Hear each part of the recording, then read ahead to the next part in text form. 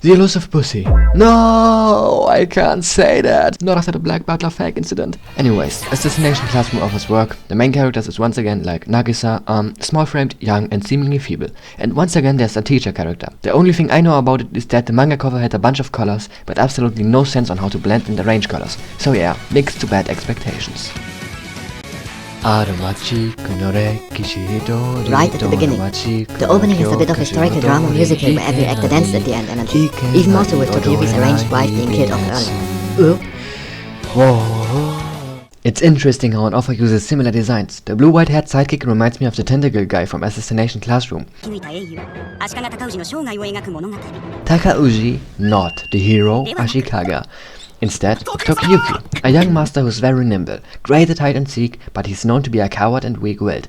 And we see an arranged bride. He is said to be married. It reminds me of Kingdom. The music contributes so much to a sense of ease. The puppet emperor, his brother, says that it's in their blood to be cowards. Still, afford to have fun. This is Loop 21.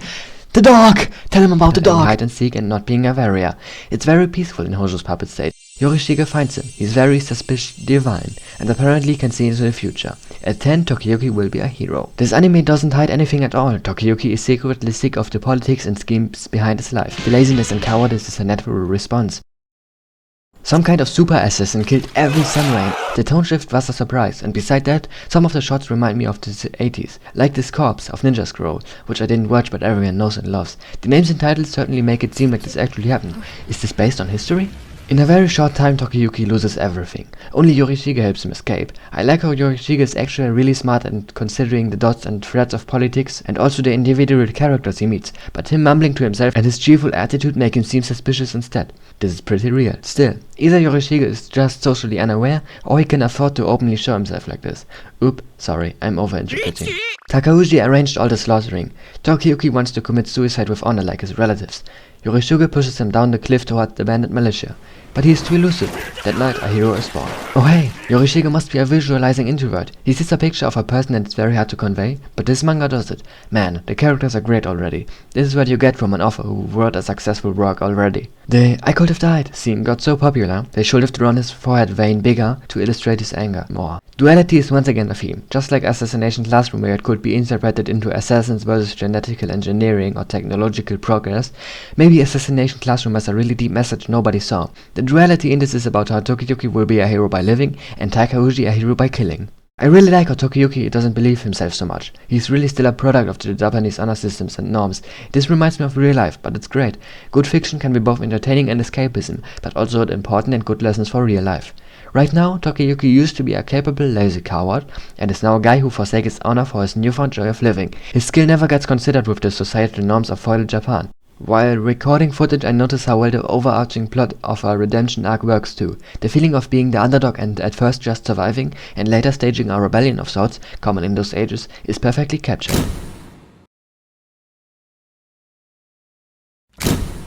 Episode 2. Tokiyuki Hojo's brother is still alive, but he gets sold out by his uncle. Tokiyuki is having nightmares of the night yesterday. PTSD was real back then too. The village being razed? Remember this. Also, I better say this early on, in this review there are glimpses of me recording the episodes at 2x speed and adding stuff in. This is supposed to be low effort, but I can't restrain myself. Man, the voice acting is so good, the animation too. I'm eating gold watching this. Yorishige believes that Tokiyuki can take back the country with his elusiveness, and asks him to play a board game, gauging strategic ability, or, like in Jackie Chan's genius action comedy Police Story, making a novel reference for strategy, in this case, the board game, and shrouding it in something entertaining. This might be an overreach though, since it wouldn't make much of a difference. Tokiyuki declines and runs away too. Uncle Monoshige is the first villain, huh? Damn, historically Unc actually went on becoming a really brutal warlord, being successful, and Brother Hojo is beheaded. Actually, the brother's beheading shocked me more than episode 1's massacre, just because it felt extremely real. And the sound, I also didn't expect a direct flashback. It was all a lie. Tokiyuki's past, now the political scheme's background theme feels a lot more meaningful. He's very shocked at his brother dying. Yorishige is shining again. I'm almost very sure that the shine means a visualization. Carl Jung described visualizing introverts as... Oh, let's have Carl Jung speak for that. The most difficult types is the intuitive introvert. The intuitive extrovert, you find them all hunters, bankers, gamblers. But the introvert, he has intuitions as to the subjective factor. In the inner world, very difficult to understand. What he sees are most uncommon things. He doesn't like to talk of them. If he's not a fool, because people won't understand it. When the introverted intuitive would speak what he really perceives, practically nobody would understand it. He would be misunderstood. And you hardly ever hear them talking. That is a great disadvantage. But it is an enormous advantage in another way. In human relations, they come into the presence of somebody they don't know. They have inner images. And those inner images give them a more or less complete information about the psychology of the partner. And they know an important piece out of the biography of that person. Introverted, intuitive, has a very difficult life, although one of the most interesting lives. That's my boy! No, I can't say that. Yorishige seems to be one of those. Maybe the author is a part of himself, that is, because Yorishige does seem pretty outgoing in the story. Muneshige meanwhile wants to execute Tokiyuki too, just because he wasn't reprimanded enough for the other Hozo child. The brother was born from a concubine, huh? The dialogue is good. It reveals a lot, makes me more attentive if I consider that it could all be a real story and is likely actually from history books. Kojiro Nezo and Ayako Mochizuki are Tokiyuki's new teachers and retainers. They excel in martial arts. They will lure the evil uncle. The animation is off the charts. I wonder, did they copy a little from Sayonara Zetsubo Sensei? Oh yes, under my humble opinion it looks very similar. Muneshige is a scheming snake. The blush when Tokiyuki gets battle-lust? Hey yo. Anyways, he's good at evading. He genuinely loves it. I also like how Yorishige called the others back just to see him adapt. How can they use 3 to 5 different animation styles? Insane. Tokiyuki kills Muneshige and avenges / reprimands his brother's death. Perfect recall to his brother's death with the ball scene. That was the first indicator of the coming tone shift. And for me, the beheading was really shocking. Muneshige's head becoming the ball that fell down instead of the brother's head. I also think that sometimes revenge isn't as bad as most stories nowadays painted. So in a sense, the Elusive Samurai is actually a fresh breath is a revenge story. It's like the meme. If you kill a killer, the number of killers in the world stays the same. Killed 2. Still, you have to call back to the show being historically accurate, also making murder less of an issue. Ironically, battle and death was very common, but back then it also had a lot of religious and honorific implications and rules to it, in Japan particularly.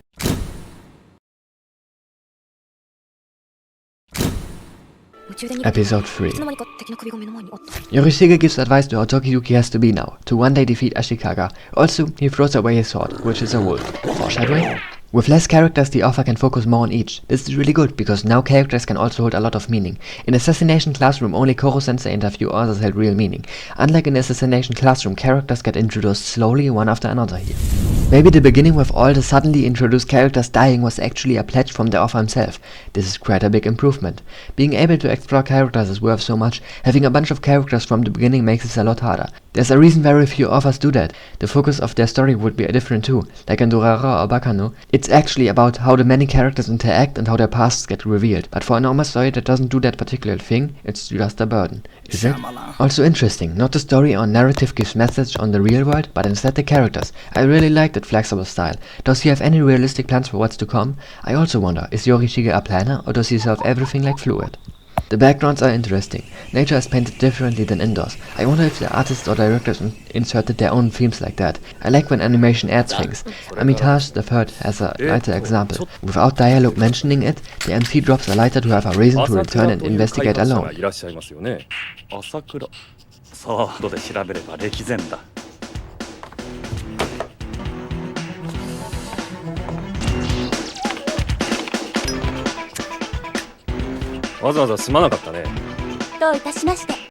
Yorishige's judgment on Tokiyuki, a gifted kid who was raised to be a puppet leader, so he's never learned to put in honest work since he had never had any meaningful goals. Man, beside my interpretations, every episode offers something nice about these two. Yorishige has an insane intuition and grasp on the world with his right hemisphere. He clears rain. Fate really seems to go his way. In the narrative context, I can't really judge yet, but the stars aligning for him to convince Tokiyuki. Around friends, he's still sloppy enough for his character to really shine through. This is what proves my assumptions about him. By the way, this just got in, but apparently he can actually see ahead in the future. Like, not just spiritually or something, actually in the manga. I was so immersed, I called it something else. Oh, I missed the Dragon Ball reference, also found in Assassination Classroom. No cat, no cat, no cat, no cat, no Kojiro. Prediction, greatest swordsman of his generation. Ayako, physical strength and artistic talent. Shizuku, focused and well versed in secret techniques. They will all teach him, and Yorishige is planning to hire even more who can shape Tokiyuki into the diamond he's destined to be. A hero's journey. Really interesting. My theory that the author is putting all narrative features and baggage, in a good sense, onto the character seems to be true. If the author himself does this intentionally, I'm amazed. The hero's journey narrative theory, but it's all in characters. No murder, but Uncle Munishige tormenting instead.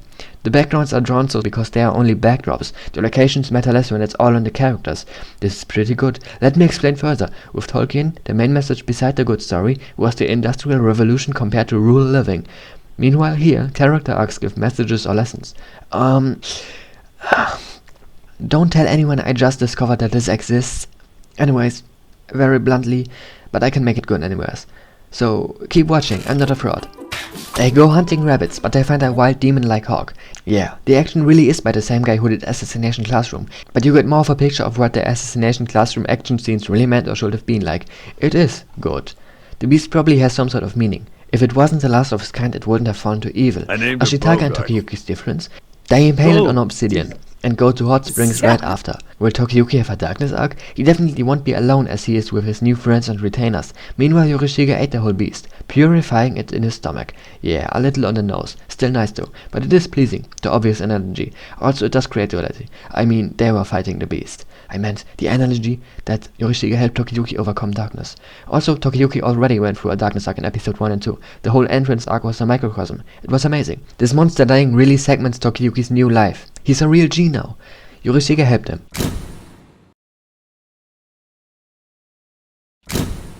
Episode 4. Ashitaka makes progress in politics. His right-hand servant feels alienated knowing his true hidden personality. This is an amazing depiction of a villain. Multiple eyes in his eye, and his other eye is crying. Takauji hires a guy to kill them, who got incredible eyesight. Why? Tokiyuki is too cute. Also, so instinctually elusive that he can't strike. He's better at archery though. Interesting. I wonder if confidence in that skill will be shattered by the sniper. An eagle?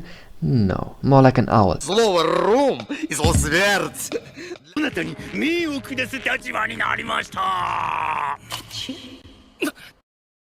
I love how cartoony the style can get. The sniper shoots off a shrine maiden's ear. Tokiyuki can't help but be impressed. I love the visualizations Yorishige has. He gives Tokiyuki his next goal, find out the sniper's form. He's really hyped for it too. At the dog shooting competition, Tokiyuki also gets a new secret name. The sniper is also there. And some mouse character. Reminds me of Vinland Saga's ear.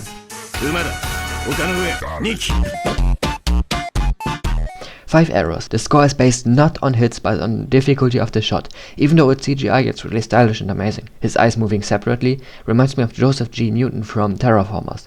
The expressions are so insane, Sniper in particularly. I bet the animators love him. Yorishige adds insanity. He takes Tokiyuki and adds the condition of hits counting on the archers. But Yorishige's bet is actually way more likely to be won than we first think. With Tokiyuki's elusiveness, shooting the sniper once will just make it a dodging game, because Tokiyuki can't focus on the dogs. By the way, the bet is on whether the sniper gets access to their territory or isn't allowed to. Yorishige bets that pushing the sniper into a corner will make him get too stressed to aim. Warrior or warrior gene? I guess Yorishige is a warrior. What a great battle scene. Even better that it's non-lethal. And damn, pain is fun. Tokiyuki has the warrior gene. Naturally lazy and blah blah blah, and wait till the last minute. At baseline, they're right here. The dopamine levels are too low because they have the working version of COMT, the one that works really well, the one that breaks down dopamine extremely well. Under normal conditions, they don't have enough dopamine in the brain. Warrior gene have on average, under normal conditions, they're actually lazy, they procrastinate a lot. And it's so crucial to understand this because if you don't understand the effect that your genetic polymorphism have on your dopamine and all these things, you're always going to think that you're a failure. But when stress enters the chat, such as, again, all hell breaking loose, panic, chaos, guess what happens? The catecholamines level go up, dopamine goes up, noradrenaline goes up, adrenaline goes up, and it puts them into this territory, right? That's why it's called the warrior gene, because under stress, their dopamine levels bring them into the high performance range. Whereas the previous motherfuckers, they were already into the high performance range, so the stress brought them down here, right? It increased the catecholamines too much. Whereas these guys, the warriors, they were down here to begin with. Low dopamine levels. So they needed the stress to go into the high performance range.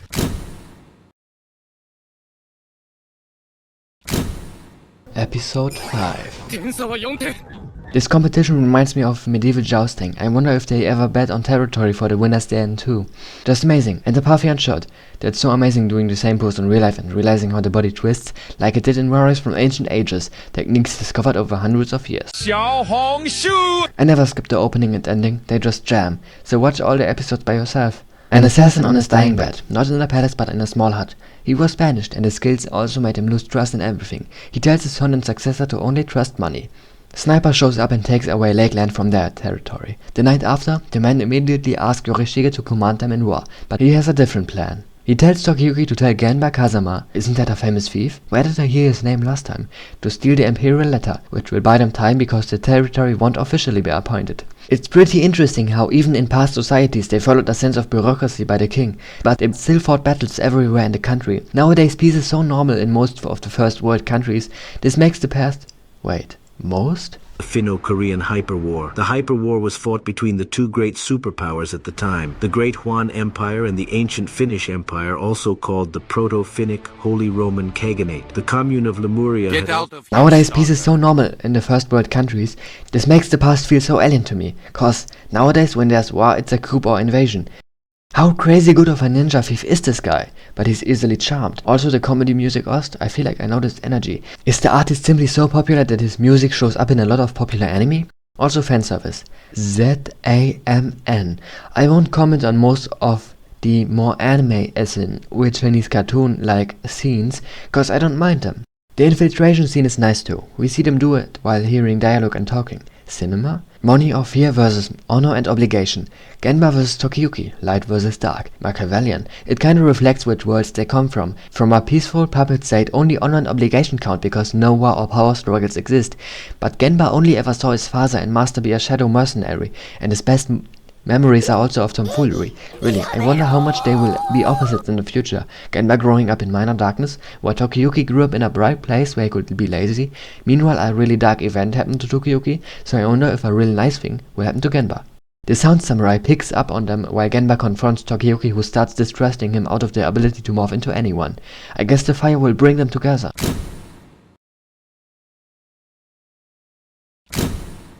Episode 6. Public sentiment about the show. This must have caused a mass psychosis with the first scene, but besides that I noticed shippers and lovers appear out of the woodworks and talk about it.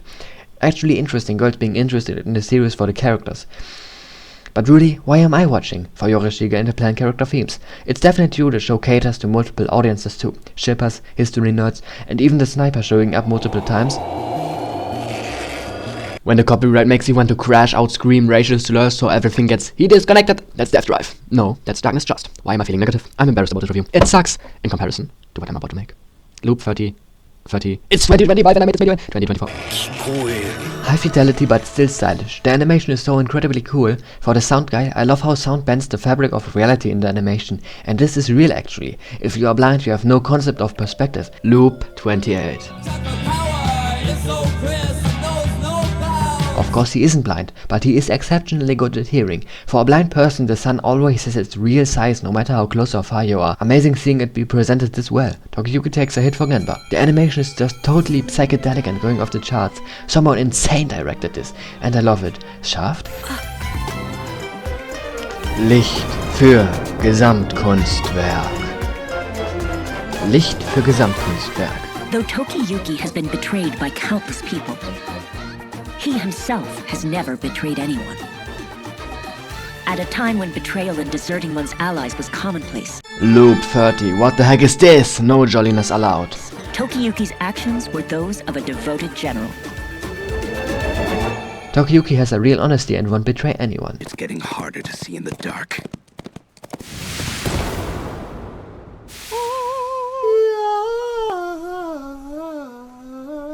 Why are mouse and owl being shipped? One hears no evil, one sees no evil.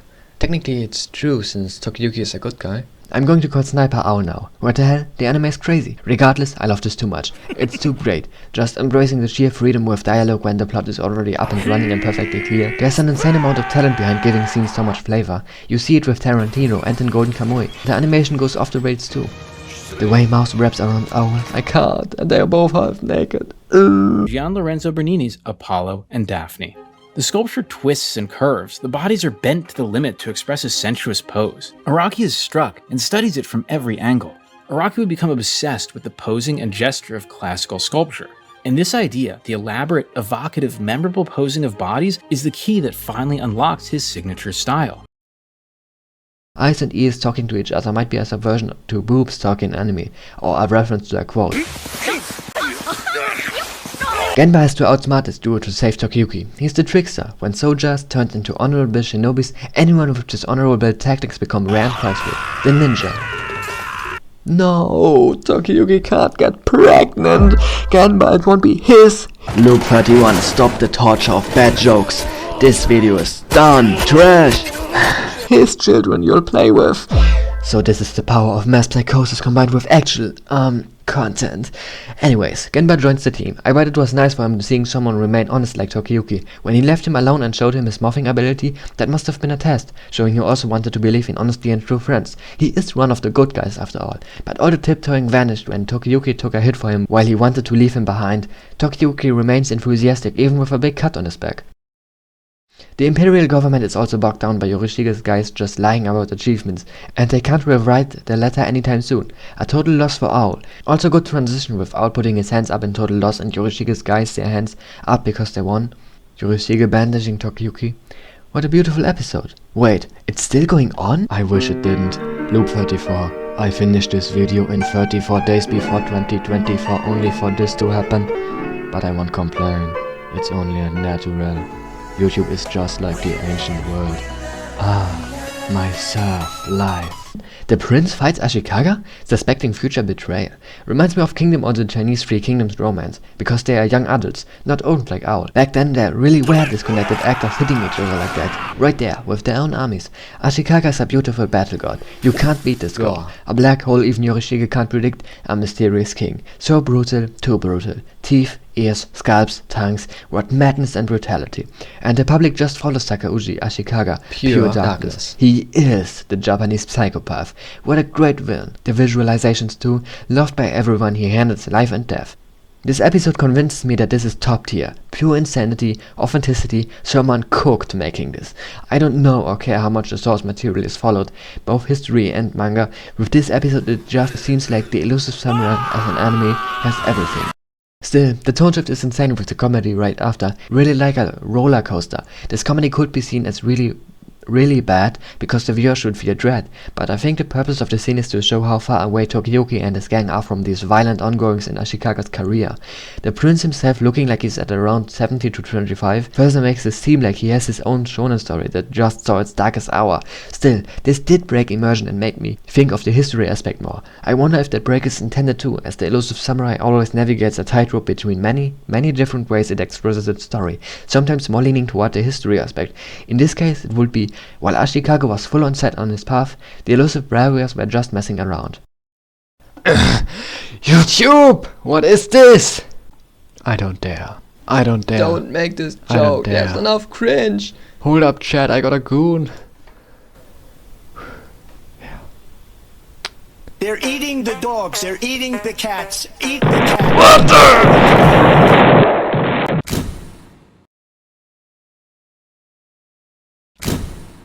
Episode 7.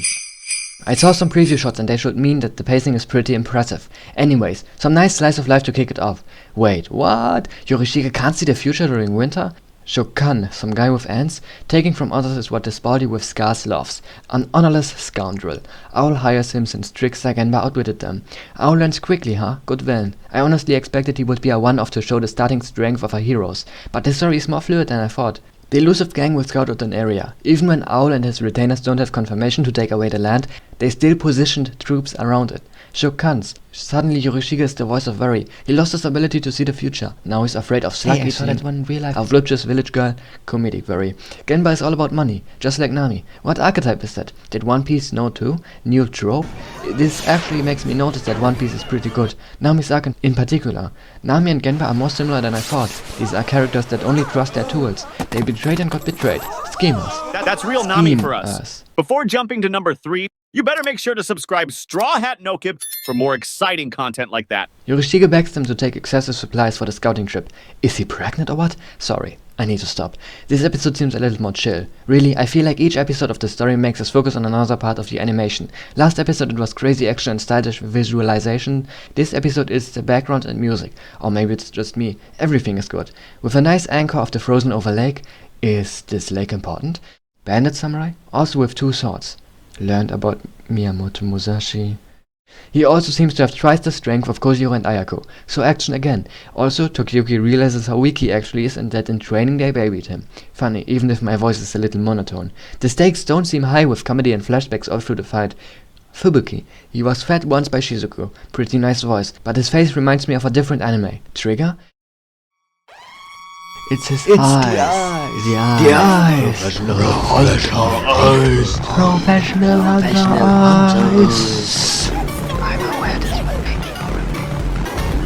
Turns out the village was attacked and they couldn't get the news out. Every adult died, so it's only kids. They defend with schemes. 3 waves of enemy soldiers. He is a real warrior.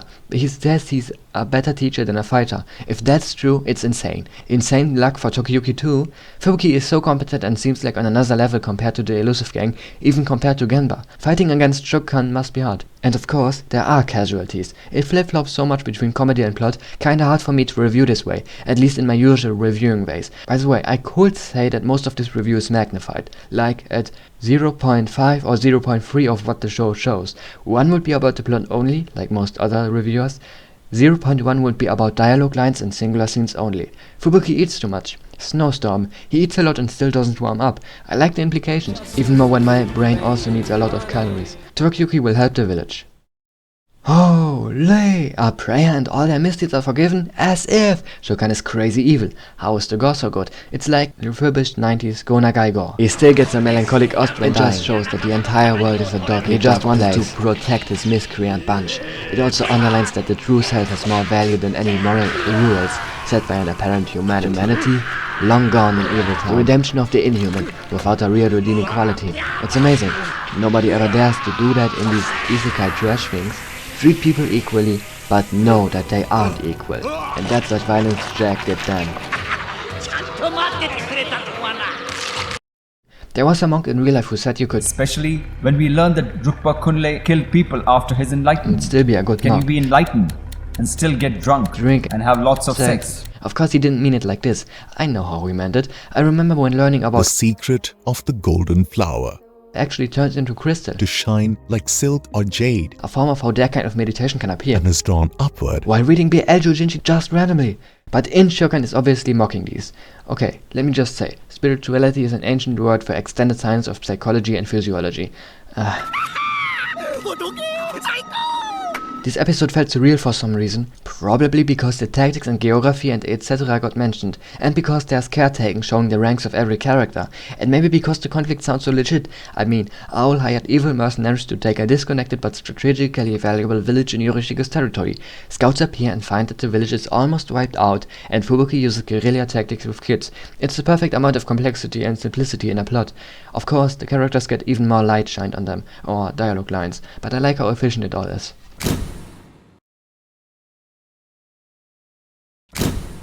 Episode 8.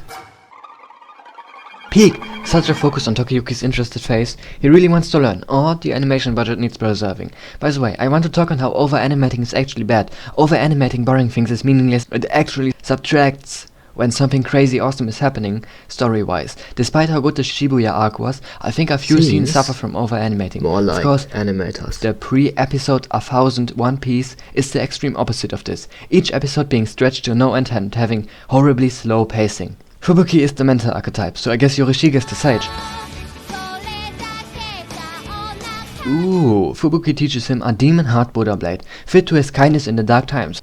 Second time someone is thinking, I guess the author isn't too sure of what he's writing sometimes, but he has to write everything he thinks of to keep it going. In general, deja vu in this series, Fubuki deciding to help him, everything goes Tokiyuki's way. For now, nice opening. Of course, Fubuki isn't the only one doing tactics, and Shokan decides to invade through the mountains. Took some lessons from Kingdom, or did it? It's as if Shokan enjoys corrupting. Total war tactics. Arrows from on top of the mountain, but they keep running. More traps and archers. Also let me mention how it seems like in each episode there's a different animation style used in one scene. This is so incredibly amazing, more like it adds instead of adapts. Fubuki shaped the environment too. Scan. But his bandits know deaths only mean more reward for them to pillage.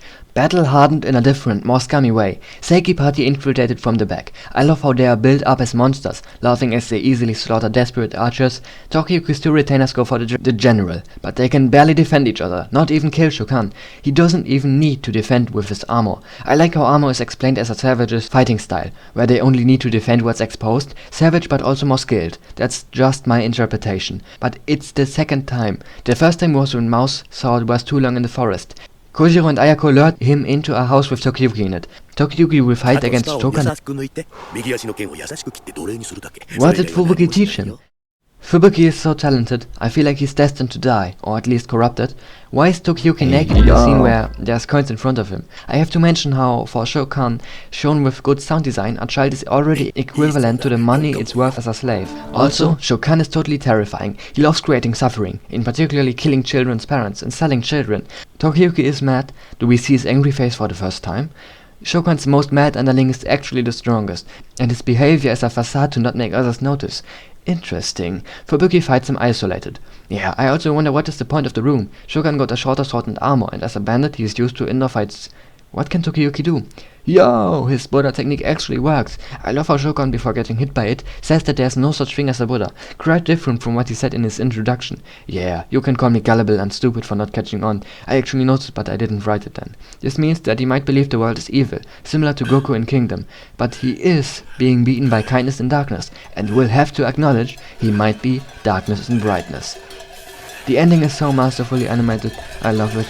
The animation giving so much characteristic. It's not often an anime can be refreshing and at the same time cognitively demanding and deep to enjoy. Or to review, this just shows that this is creative art and never stale. A sword that isn't made to slash deep or far, but to cut the best way a sword can cut, by pulling it with little force. Fubuki has oil on the floor, for a possible fire if he needs to escape. Teaching, huh? Also, does this make the fight more tense or less tense? I'm not sure. I think it does definitely wake you up to the risks. In Tokiyuki's shoes, can his elusiveness make up for enough cuts to accumulate? And besides, fear in itself is a tool of power in this fight, but Tokiyuki's Warrior gene kicks in as usual, destined to be a fighter it seems. The more stressful the situation gets, the stronger and more excited he gets. Just like me. But come on, this doesn't look evil enough. Did the animators know? They must have known. Tokiyuki blushing so much too. Meanwhile, his 2 warriors fight a Naginata wielder. It's like a blade on a spear, Chinese. The sword is inferior. Also, seems like this fighter got corrupted by the boss. I love this angle that it isn't always evil because of bad circumstance or because you were born evil, but sometimes someone can just turn you evil, and this isn't fighting for a religion either. He says his boss teached him how to torment the weak, and now he enjoys it. Anyways, he's just a goon, but this fight is cool. They also show how much determined they are to aid Tokiyuki, almost to a point where they sacrifice their bodies to win. They get injured, but Tokiyuki doesn't end up getting injured in his fight. The last time Tokiyuki got injured was protecting Gamba. This is a really good dynamic. He is a bright hero. Also violence. Also the stronger might keep the Naginata. On the other side, some acrobatics and I was right. He's almost playing with Shokan, who panics by never hitting him, and from Tokiyuki's display. It must be visualizing introvert style. This anime either picks it perfectly up or makes perfect additions. Really better than perfect. The French flag guy plays the clown, knowing that if he acts too big, others want to bring him down.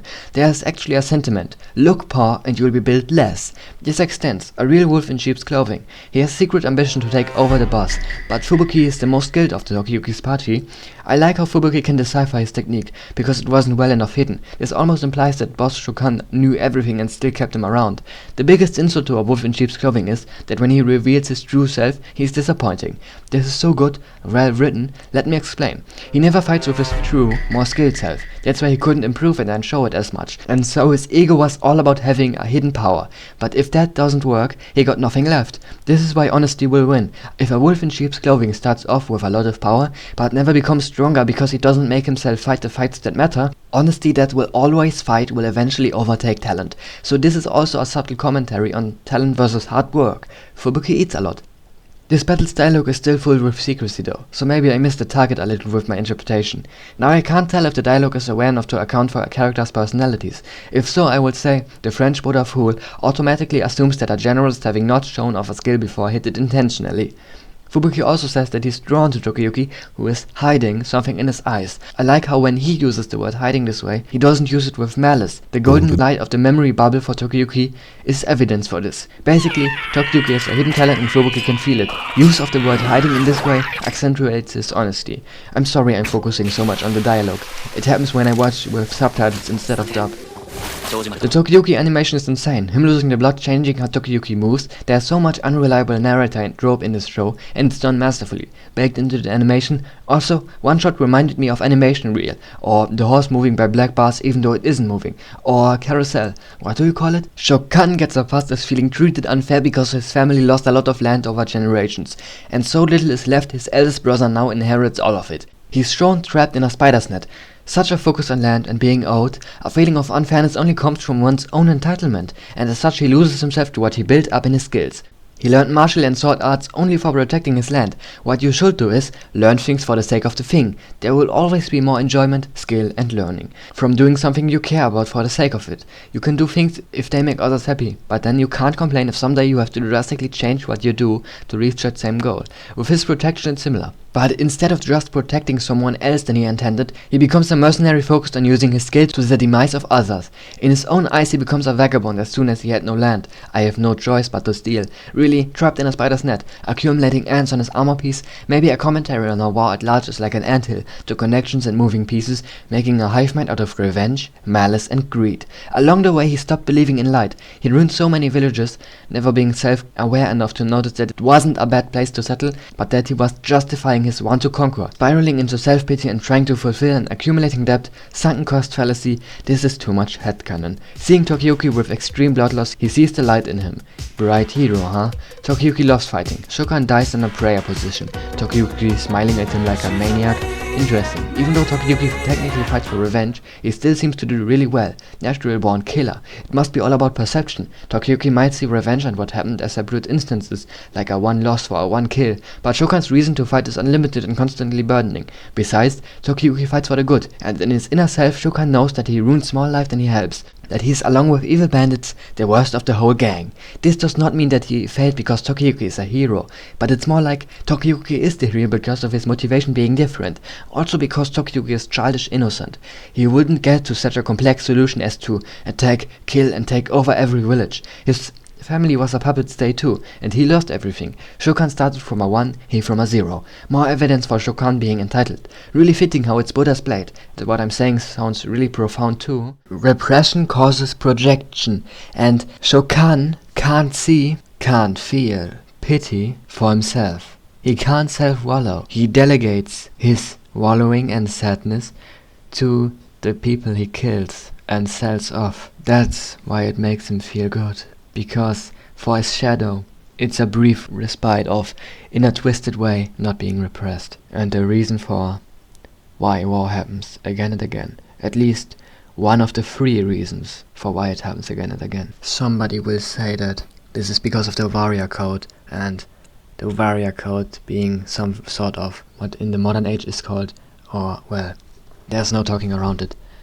This is a male problem more than a female problem. Only note that this story was, even though it's about history, written today.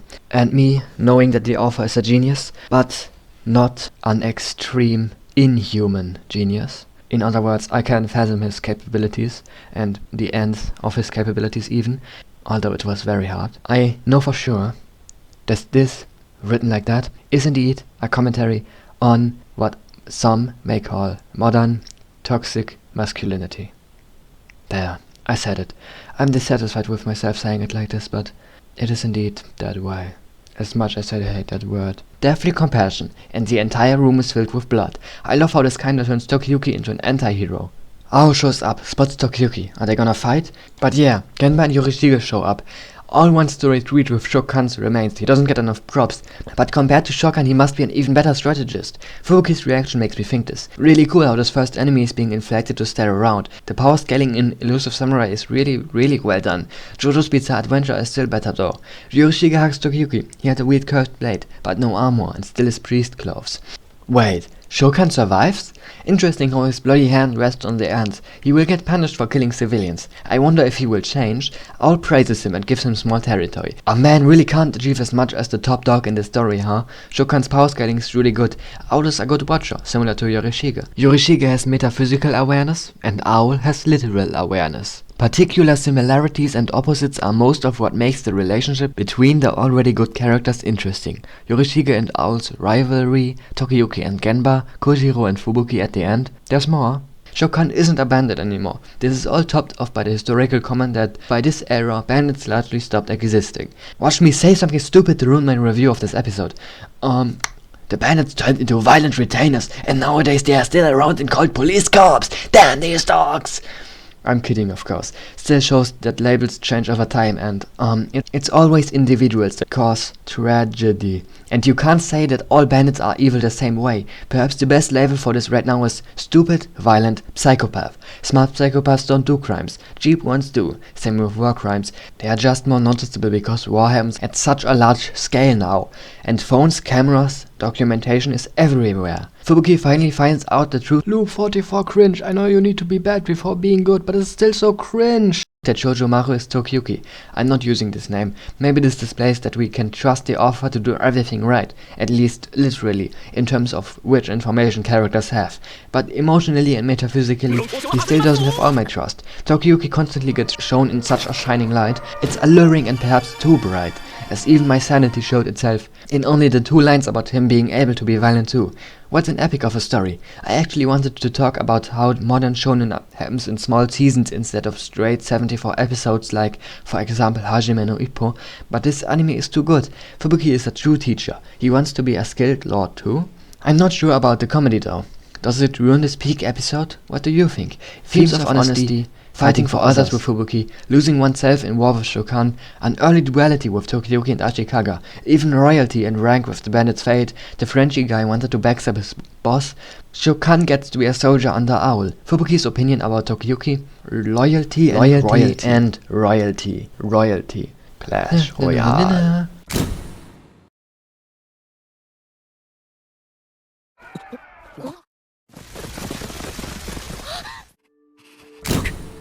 Episode 10. Praying for the lost lives, also Tokiyuki fingers. Yorishige finally tells Tokiyuki of his creative block. He can't see the future anymore. The source to his powers? Wonders that can't be measured with military might or wealth. Constantly flip-flopping. Or rather, I'm finally scaling this work. It's like the ancient society had humans just as skilled, or talent, even more skilled as today. But nowadays the talent is measured and only the top really get known. But in this ancient world there literally are less concepts. That means those geniuses of the past were bound by the lack of concepts. Alongside with predicting self-driving cars and Discord Kitten, Demolition Man must have also recognized that the past had less concepts, or at least that in the future more metaphysical, psychological things are defined and publicly known. Turned it around and had the normal lingo have more concepts. This is how insecure heterosexual males used to bond. Optimistic but still dystopian sci-fi. Amazing. It had great predictions. I don't even need to speak for the movie because its dialogue is just so good. Put the Schwarzenegger Library? Yes, the Schwarzenegger Presidential Library. You're going dark. Could you two please dump some hormones? We need every cortex we can get in this situation. We don't need the Neanderthal. Look, I'm sorry I yelled at you back there. No need to make a hurtful retraction. I've just assimilated too much contraband. Thank you so much. Of course. Hopefully that helps out. Permission to initiate contact.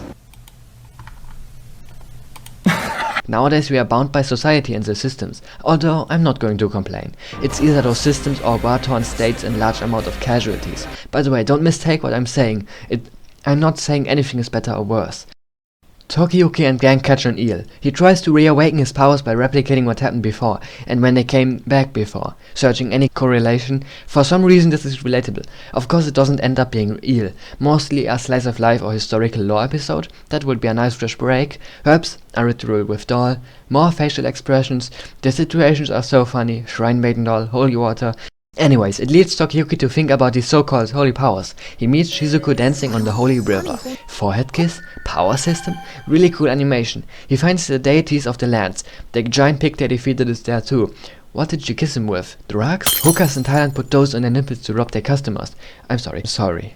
Sad. The last time spirits were thought of as real was in this period. Really interesting. Berserk commented on this too. Spirits being ancient sciences and humans relying on their superior right hemispheres, which gave a foreboding feeling before great disasters or change. Back then as well as today was an amazing time. Still, everyone nowadays is repressed. That's why the issues we are facing are different too. We don't wage war against each other anymore. And you could almost say that it's perhaps humans had everything else figured out that they did war. Now danger and darkness appear differently. Anxiety, fitting in. Of course this belief led trends to flourish. So maybe I'm still too optimistic about the past.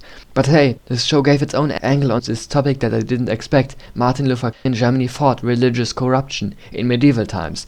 A weather report is nice, but also, in many people nowadays, religion just got replaced by the state and governments, at least in boomers. I think most zoomers are actually disillusioned from the systems, because of the large-scale decay that they caused through the generations. Let me explain why. I have an idea that the people born while the Industrial Revolution happened were grateful of its benefits, but everyone born with those benefits existing takes them as granted. And now, for the first time ever, at least I assume, comfort is higher in school than it is in the job world. I have a bunch more ideas about this, entitlement in particular.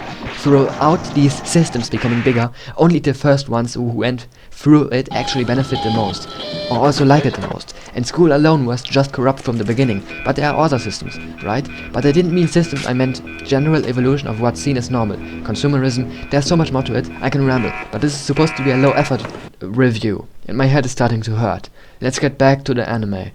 Shizuku is shrouded in mystery, and just as Tokiyuki began to question things, Yorishige brings him there. This is sure to have an effect on him. Someone is putting these faintly orbs into the drawings. Ashikaga. And his brother appears. Takauji's brother Tadayoshi. Ashikaga is the most fearsome individual, a multi-talent. Compared to even his brother, probably all scholars like him, who abide by the world's rules in their pragmatic thoughts. Still, he's happy his brother got a good head. A real strategic genius. But all that aside, the brother notices and fears the darkness in his brother.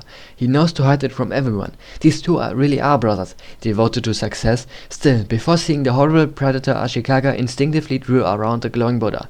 I wondered if the brother's first reaction was sheer fear of Ashikaga. This in itself is already dark imagery I almost missed. Compared to Tokiyuki, it's as if Ashikaga is a whole construct around what Tokiyuki is. If Tokiyuki is innocent, Ashikaga isn't. If Tokiyuki doesn't assume much, Ashikaga is a lot. Not like Shokan, who assumes a lot. Anyways, I don't need to say as much about this, the show itself makes it known. I wonder how much on this review I just over-explained. But well, one of my mantras is to always explain whatever I see, because I often see others reviewing and miss the obvious deeper meaning. And since nobody points it out, I can only assume that they actually don't know. Put the Darkwood ranting here. About Darkwood. I keep waiting and waiting. When Parasynical lists of which characters are copies and their backstories, I expect him to at any moment start saying something about what it all means. Because I can make many theories, but he doesn't even delve into what basic personalities snail, wolf, etc. have in fables. Granted, I take a lot of much less what the forest means, inspiration. Holy power is hidden from us. Advanced social surveillance. Commentary on Japanese society, huh? Sadly, I think a bit of it is lost in translation. Things being exposed diminish divine power. Let's talk about that statement. Basically, as science enters public consciousness, it becomes perceived as letters and structures, which are loved by the left brain, which is also big on ego and self-defining. This creates a sort of atrophy for the right brain, which is repressed anyways in modern society. Repressed by culture too, and culture got feedback looped by modern society. It's a long story. Anyways, science in public conscious causes left brain favored public, which causes less unexplainable wonder. Unexplainable wonder manifests in neuroscientific discovery, becomes rarer, and slow tapping around progress with theories become more common. For example, Carl Jung turned schizophrenic but progressed psychology by 50 to 100 years. String theory is fake. Okay, now it's over. But the show talks about this itself. Yorishige can really see the future. I want to pat the author on his back. Pretty deep on spirituality. I want to learn more about it so much. But why did spirituality begin to decline? Besides religion's decline? Perhaps because it in itself became a feedback loop. Let me explain. These holy powers were claimed to be used for splitting rivers and similar wonders, so someone wanted to actually use them more reliably, and so tried to figure out, perhaps it was something like a film camera or gunpowder. It's just like Yorishige trying to regain them by eating eel. This then turned into an obsession not to make weapons out of holy power, but to investigate holy power itself. So just like the nature, this debate would be, should humans use the world for things, or live in accordance with it? This isn't even humans being in accordance with nature. but relinquishing themselves to live a life like animals. So don't complain about the state of the modern world. That's what I mean. I had a small feeling it was a little too opinionated or that the author couldn't get deeper into the subject without creating an opinion. That's why I have to lay bare both sides of the coin and the extremities. Besides, you can only change so much for yourself. By the way, I preach expose yourself to as much variety as possible and react to it in yourself with as much variety as possible. Additionally, everything can only come from nothing, so don't make yourself up to be anyone poor or rich, weak or strong. I have more wisdom I won't share for now. I share this because it's a stance that can be applied even if you were to live in a foreign world. This grounds you in today and firmly tells you that it's only you who can take action. You can't live in the past or future, but you, hopefully, aren't a warlord or a repressed Japanese salaryman. So regardless of where you are, from societal chains, live with, and chase brightness.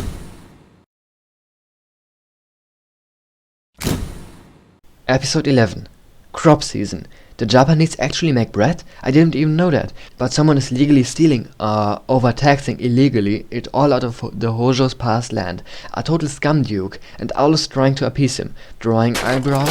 Oh man, I almost feel sorry for Owl with this weirdo. Someone commented, Shaft head turn. Yeah, I wonder. There must be staff from Shaft animating this. This guy ruthlessly kills farmers. The land's porcupine general is angry. Troops would start a war, so Yorishige sends the elusive warriors to convince them to stop. He doesn't want Porcupine Hoshino to die in a small battle, and he wants Tokiyuki to learn about battle. All boys group, so the two girls aren't along. Kojiro also starts wondering about what his priorities in war should be. Tokiyuki starts assigning roles. Kojiro is supposed to do what he wants since he's expected to become a general himself. Fubuki does tactics, Genba does schemes. So as usual, damn, this is kinda like Kingdom. Despite calling himself lazy, Tokiyuki did pick up how to speak with class. This makes him a better negotiator with troops. He meets the room of generals. Expecting reinforcements, Mr. Porcupine is just about to start a suicide attack. Even Mobface is hyped. Apparently some commentators were mad at the translated samurai when the Porcupine said Bushin, which means anything around Varia. They are determined to die, even planning it like in the Chinese romance. Also, Mobface is a total psycho. Shows that psychopaths aren't evil. Guns don't kill people. Pretty funny way to teach. It is Assassination Classroom's author. The only one understanding is Shinomiya, but the sewer sect is very sad. Will they even be unable to follow a scheme? Very manly. They want to pitch the idea after a day of fighting, when the soldiers are less enthusiastic, tired. The Duke is very overconfident. He will need to cross a river. Owl sent it Mouse because he didn't want to deal with the Duke, who also wants to give orders himself. First, Genba made a smoke screen over the river. Mouthface, Mr. Porcupine, Bro is also obsessed with dying. Tokiyuki hates it. I think I can also say something about it. Planned death is the very first step toward darkness. Seriously, in my darkness-brightness diagram, Kojiro almost reminds me of Shin. Although Shin is a more shonen-fitting protagonist, Kojiro's support. Mouthface is a cannibal. The samurai who chooses a perfect death will be praised by people for generations. He says it. Drunk. Drunk on anticipation of glory. This statement comes from a general misconception of things. Example, many people would say they want to go on an adventure like a hero in their favorite story, but they don't know that the hero didn't want to go on an adventure. The hero went all the way for his friends, or something that was important to him. So you have people who prioritize what sounds good, no matter of the implications it has of what made it sound good in the first place. Let me try say it better. The reason a perfect death is the object of focus is because the perfect death seems to be the key of having your name etched into history. What they don't know is that the perfect death was never intended, and even though they are fighting well, they are always in chase of that glory. Always wanting death. This means that living and protecting isn't enough for them, unlike for those whose name is actually known, like that Chinese guy who stood on a bridge and died there. Wasn't that a Viking? Preventing an army from crossing. Den Weg zu versperren. Ein einziger Wikinger. Los, Leute, was steht denn rum? Greift ihn an! Ganze 40 you wouldn't know anything about it. Stunden lang mit in den Tod zu reißen, bevor ihn jemand unter der Brücke aus einem Fass heraus in die Eier starrt. Der sogenannte Berserker von Stamford Bridge ging in die Heldengeschichten ein. They are trying to jump at the soonest chance for their death. I'm talking too much with bad grammar. I pray you understand what I mean. My throat is pretty much broken. Hello. It hurts. Death is a very touchy subject in Japanese culture. I don't know so much about it, but the author does a good job inserting this theme. It's one of the fighting themes of season 1, huh? They ignore the repressed and ignore dying a so-called graceful death. Religion. Anyways, watch the show. Shrimp! Tokiyuki is drunk and does a butt attack. Glutes are the elusive muscles, not calves. Also kicks. Yes. First Nagisa cross-dressing, now this! Sorry, I just had to say it. I'm happy that for the first time nobody has died for them to understand the message. That's what makes them the good guys. The animation is so good. Mouse can hear that they will retreat though. The Duke wants to snuff them out. The dangerous elusive warriors the most. Tokiyuki will embrace life. In times of war, that's the best thing to do. No matter how cowardly or ungraceful it seems, Kojiro pledges. Now they have to run away for real though. Was a funny episode, felt shorter. If you paid attention, you would notice that in episode 6, Genba also hit Owl with his butt.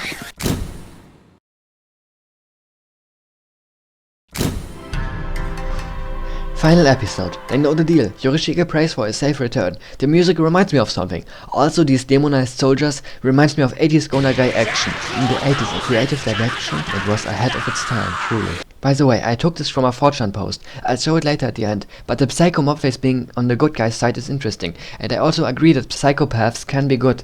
We also see Fubuki's plan ahead of time. Actually peak kingdom-like action, only a little more constrained. But hey, this is the first time Elusive Samurai is doing a battle like this. Kojiro gets himself a squad. Fubuki also gives him advice, but like Shin, he will now have to fight a commander. Fat Yellow. Nah, first I saw inspirations from Kingdom, now I see from old 80s rough shonen with Kojiro insulting him, now a cut to how fast Japanese horses are. This adaptation is doing it all. Kojiro fights against someone 4 times his weight. On a 40-speed horse, that's a death sentence. I also have to mention how the new animation style are just real-life pictures. His opponent also got armor. Honorable Warrior Kojiro. I wonder how long Elusive Samurai can naturally introduce these new aspects. First it was arrows, then it was sword size, after that it was armor, now it's horses. The Duke sends his rear guard to capture women and children who already escaped. Mouse leaving can just hear Fubuki riding toward the Duke. Tokiyuki's already focused on sucking this battle dry for all its remaining XP points. Sucking this battle dry? I haven't inserted blurred pawn of Tokiyuki yet, and this would be the perfect opportunity to do it with my writing. Smacks lip getting freaky with this one. I just had to do it, man. Cut. Fubuki left the provincial alive, having just learned how incompetent he is. Mouse is so mad. Nice detail how he knows the names of each of his retainers, something Kojiro had to learn this episode. Power scaling once again. Porcupine learned that victory, or survival, is worth more than death. The Elusive Warriors got a real battalion now. Since Ashikaga didn't show up, I just want to say a theory. Tokiyuki started playing hide and seek because he unconsciously noticed Ashikaga's hidden evil self. There is no evidence, but this is interesting headcanon and also makes the story, or fight between these two, more circular in nature. Great humor in this mini arc. Man, Elusive Samurai is peak. Anyways, 9.6 out of 10. Great show about the time period too. The anime's setting being in Japan and ancient Japan is a really good premise, as there's no way to get away from Japanese culture in anime anyways, as you see in the isekai, where even in a European style fantasy setting, they still for some reason bow down in front of each other. Always ruining my immersion. It's so good, really great, I love it. Is there anything left to say about the show? I want others to also share their perspective on the themes displayed. I was really surprised by the fraud Japanese priests in those ancient ages used to do. I can't even imagine that seppuku and harikiri, Asians used to just kill each other in manslaughter with katanas. They'd croak like in Life League, only in what are now first world countries en masse. Arranged wars too. I guess the Elusive Samurai did make me pay attention to my own visualizations more and cultivate them. 9. HALT! Actually, it's a 9.4 out of 10, because Yasui Matsui just keeps on writing without stopping. This problem creates the big flaws the comedy causes to the feelings curves. It makes the viewer not able to stay and cope with something, and in fiction, that's a death sentence. In German there's this word, verkraften. Nobody is verkrafting Ashikaga's slaughter of the prince's personal army when there's kids comedy poo-poo genitals playing right after! 9.4 out of 10. Wasted potential. This is why Kingdom is still better.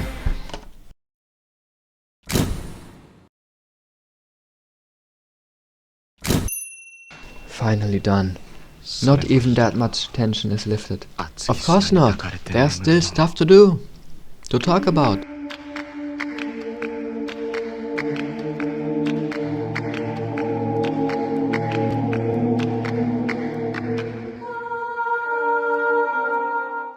By only watching episode 1 and the crane fight, I knew what was going on.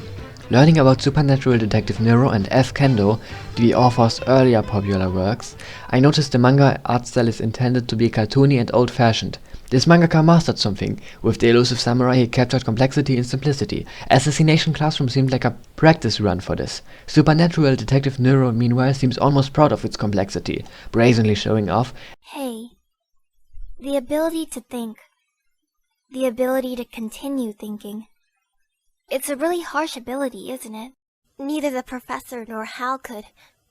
They couldn't forget her. I mean... Forget? Don't talk so stupidly. If you forget, it'll be like this, Yako. What the heck is this?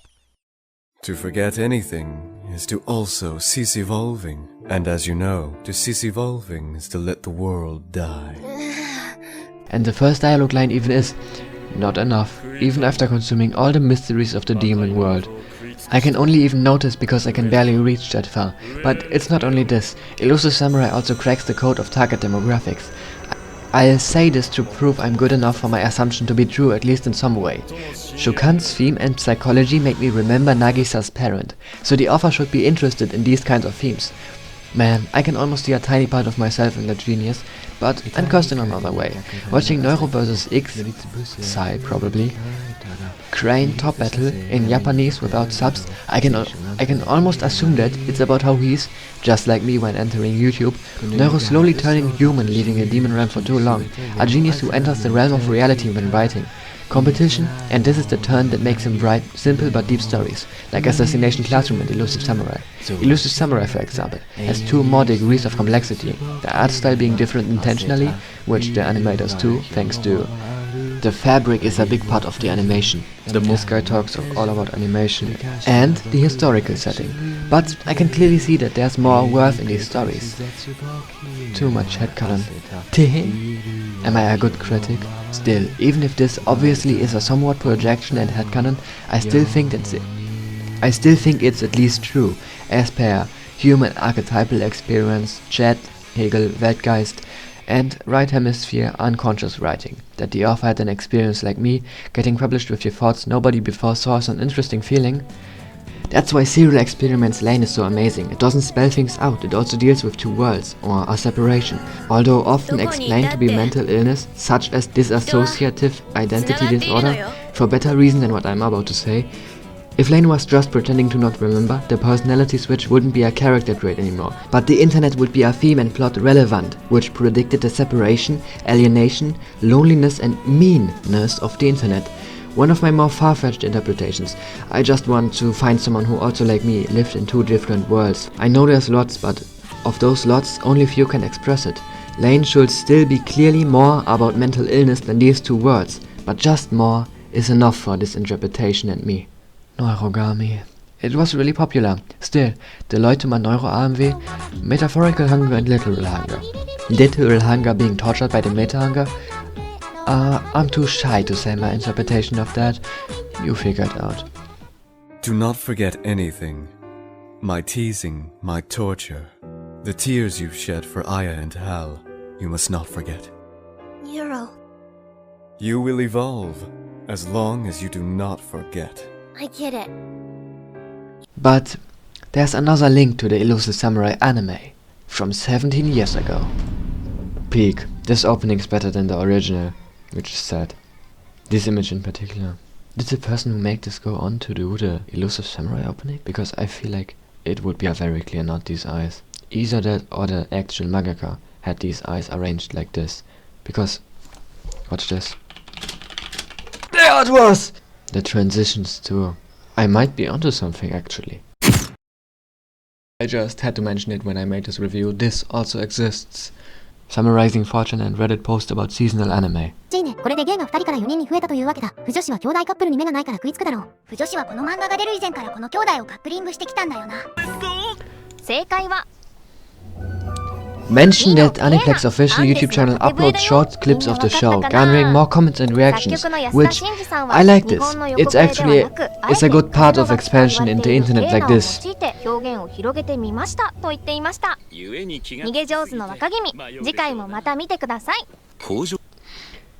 In this rare case, I actually like the internet reactions.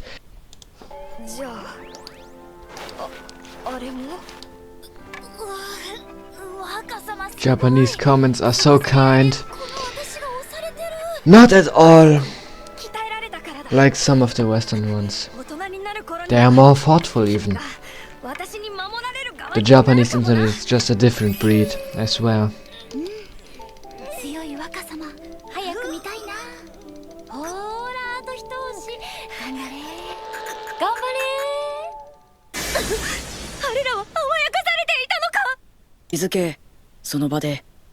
The Japanese be out here getting all their news from robot-voiced anime girls. そしてお父さんは読んだ感想をエピソードごとに TikTok と YouTube で発信していたんだ。 But the language barrier is essential for this to work, so I guess that's why nobody is replicating it. Tokiyuki could be seen as an effeminate protagonist. Reminds me of Link, considering they even share the symbol in the Hojo sigil and the Triforce. Wait, what symbol? The triangle. Illuminati! I had a visualization when I really focused on my knowledge of conspiracy theorists and Jim Carrey. It goes like this. Real conspiracies are inanimate and disconnected. A man with low body fat but clothes sitting on his butt in a curled position. On his toes are strings. He sits below a piano. The strings connect to ants and each leg of an ant is on a piano key. Jim Carrey is just a face for conspiracy theorists. An ego death is mostly a good thing. And he's right that there's a lot of darkness in Hollywood, as P. Diddy showed. I'm like an R-A-P-E-R, got so many essays. Wait, he didn't just spell the word rapper and leave out a P, did he? Yep. Remember that. Oh, you should see it. Once I start recording, the dopamine just goes crazy in my face. My face folds up into a horrifying demon. The entire world starts ringing. I stop being able to distinguish left from right. But at the same time, I can just say the stuff. Unbelievable soup of letters. I can't even comprehend while I read them. Oops, I was just listening.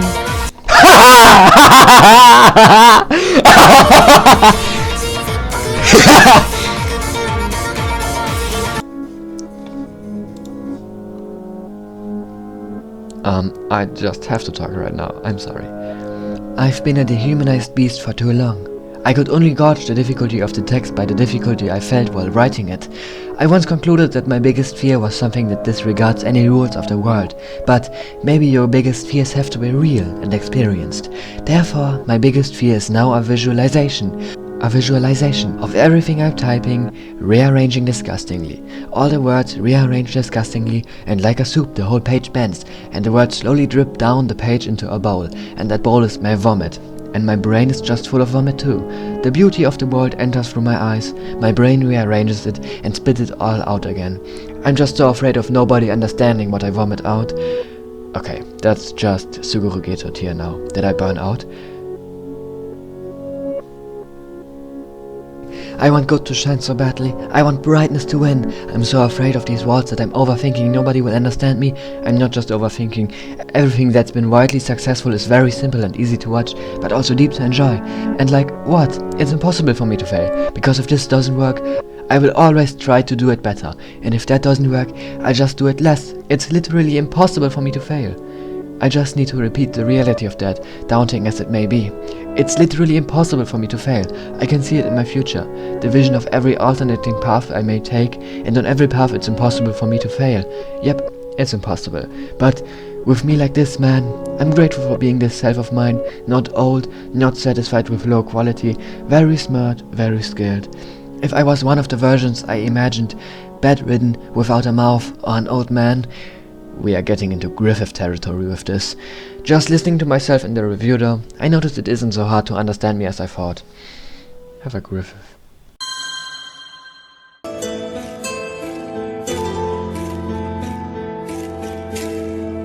What are we gonna say?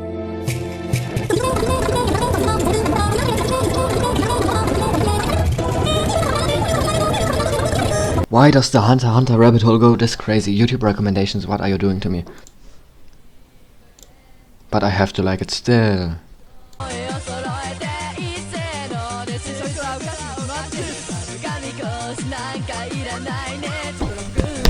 This is peak.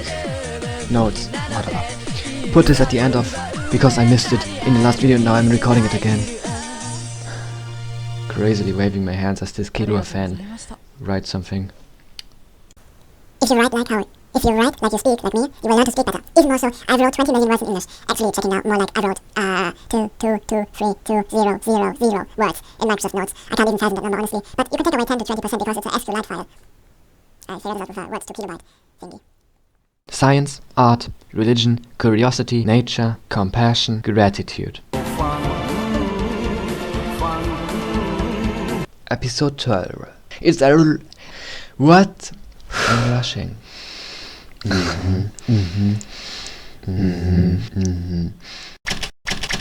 Shokan! Love can defeat any anxiety.